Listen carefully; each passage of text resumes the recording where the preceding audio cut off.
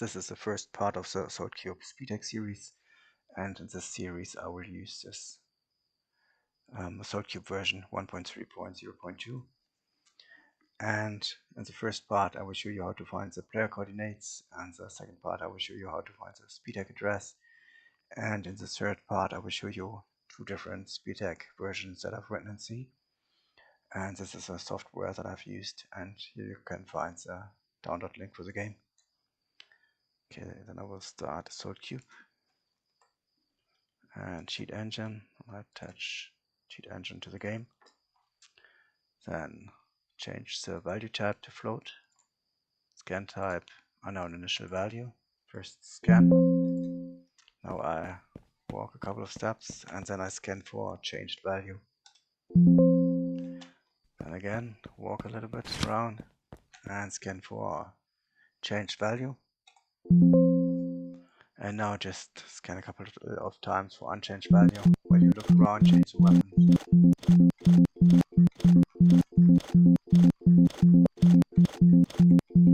Okay, now walk again, scan for changed value.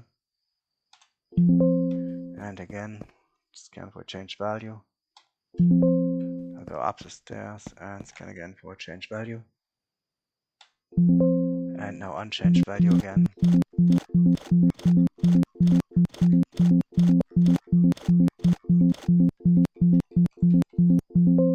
Okay, now we have 57 addresses left. Walk a couple of steps again, scan again for changed value. 50 addresses, okay. 43. Yes, that is good enough.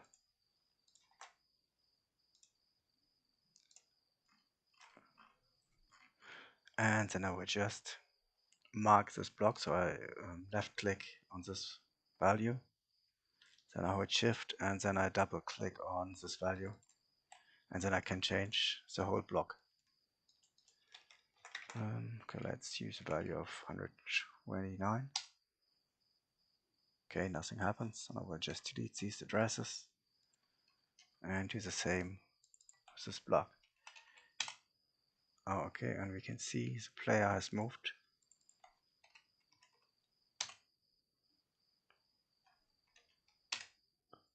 Maybe it's this one.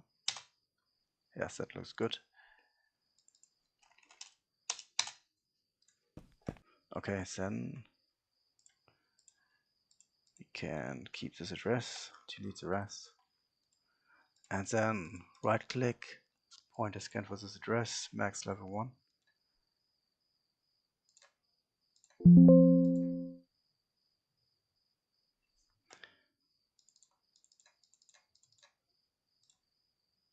And then I will change the type to float. And then I will restart the game to make sure that these addresses are really correct.